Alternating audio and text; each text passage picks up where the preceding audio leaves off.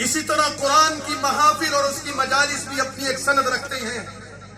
اگر آج ہم گناہگار سہی، خطا کار سہی، ہم عاجز سہی، کم عقل و کم کمزور مسلمان سہی، علم و عمل میں خطا کار سہی، اگر آج کی 15ویں صدی میں بیٹھ کر ہم قرآن کریم کی محافل کے لیے اتنی بڑی تعداد میں جمع ہو سکتے ہیں، اپنی مصروفیات کو چھوڑ سکتے ہیں، اپنے کاروبار زندگی کو ترک کر سکتے ہیں، ایسی دینی محافل میں شرکت کرنے کے جذبے کی وجہ سے ہم گھنٹوں کا سفر کر سکتے ہیں، تو پھر آپ اس وقت کو یاد کیجئے جس مجلس میں قرآن آسمان سے براہ راست نازل ہوتا تھا۔ آپ اس مجلس کا تذکرہ کیجئے جس مجلس میں رسول خدا بذات خود تشریف فرما تھے، وہ مجلس جس میں اللہ کا نبی موجود ہو، اصحاب پیغمبر تشریف فرما ہو، آسمان سے جبرائیل امین آئے اور وہ لا کر اللہ کا قرآن سنائے، اور جناب رسول اللہ اس قرآن کو اپنی زبان اقدس سے، لسان نبوت سے جاری فرمائے، آواز نبی کی ہو، کلام رب العالمین کا ہو، پہچان پہنچانے والا پیغمبر کو جبرائیل امین سید الملائکہ سب سے بڑا طاقتور فرشتہ ہو، سننے والے صحابہ کی جماعت ہو، مجلس مسجد نبوی کی ہو، تو مجھے بتائیے اس کی برکت کیا ہوگی، اس کی روحانیت کیا ہوگی، اس کی نورانیت کیا ہوگی۔ میں پورے یقین سے علماء کرام کی موجودگی میں یہ بات عرض کرنا چاہ رہا ہوں، جس طرح قرآن کا تلفظ ایک سند کے ساتھ ہم تک پہنچا، جس طرح قرآن کی آیات ایک سند کے ساتھ ہم تک پہنچی، جس طرح قرآن کی صورتیں، اس کے پارے ایک سند کے ساتھ ہم تک پہنچے، اس میں کوئی تعدل نہیں ہے، اس میں کوئی فرق نہیں ہے، اس میں کوئی تبدیلی اور تغیر نہیں ہے۔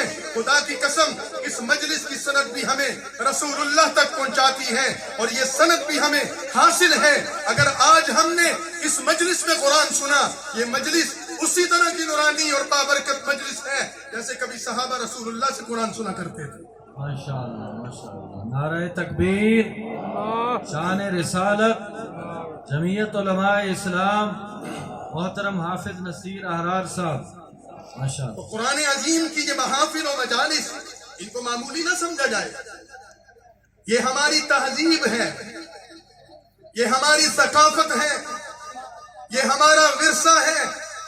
جس طرح قرآن اللہ کے نبی سے ہمیں منتقل ہوا، اسی طرح یہ محافل و مجالس بھی ہمیں منتقل ہوا۔ جگہ بدل گئی، زمانے بدل گئے، افراد بدل گئے، شہروں کے نقشے بدل گئے، لیکن قرآن تو وہی ہے میرے بھائیوں، قرآن تو وہی ہے۔ کسی کو کوئی شک ہے قرآن کی تبدیلی میں؟ کسی کو کوئی شک ہے قرآن کا کوئی ایک لفظ بھی تبدیل ہوا ہو؟ آپ کا ایمان نہیں ہے اس پر؟ کیا آپ کا ایمان ہے کہ نہیں؟ کیا یہ ممکن ہے کہ قرآن کو تبدیل کیا گیا ہو؟ کیا یہ ممکن ہے قرآن کا ایک لفظ بدلا گیا ہو؟ کیا یہ ممکن ہے کہ قرآن کے تلفظ میں تبدیلی کی گئی ہو؟ کیا یہ ممکن ہے کہ قرآن کی کسی زبر میں، کسی زیر میں، کسی پیش میں یا کسی ایک نقطے میں تبدیلی کی گئی ہو؟ تو جب قرآن کے کسی لفظ میں، کسی حرف میں کوئی تبدیلی نہیں، اور قرآن ہم سے اپنے نبی سے ہم تک پہنچا، تو ہم یہ کہہ سکتے ہیں یہ کیسے پہنچا؟ یہ ایسے ہی پہنچا کہ پڑھنے والے نبی تھے، سننے والے صحابہ تھے، پھر پڑھنے والے صحابہ تھے، سننے والے تابعی تھے، پھر پڑھنے والے تابعی تھے، پھر سننے والے تبع تابعین تھے، پھر پڑھنے والے تبع تابعین تھے، سننے والے ان کے شاگرد تھے، اور وہ سنتے سناتے یہ سلسلہ آج قاری ادریس صاحب تک پہنچا، قاری منور صاحب تک پہنچا، اور یہ ہم تک پہنچا۔ تو الحمدللہ ہم قرآن کے تلفظ کی بھی سند رکھتے ہیں، اس کی مجالس و محافل کی بھی سند رکھتے ہیں۔ تو ہمارا یہاں بیٹھنا